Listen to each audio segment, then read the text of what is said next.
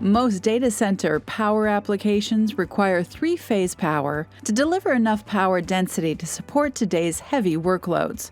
To better facilitate the use of three-phase power, the alternating branch outlet technology built into Raritan Rack PDUs groups outlets into branches on a repeating and easily distinguishable pattern over the entire length of the PDU.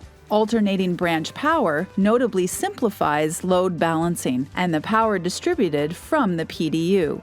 When installing equipment, select the next branch on the PDU to simplify device installation, keeping patch cables shorter and away from the airflow path, and lessen out-of-balance loads that can cause heating in the neutral current line.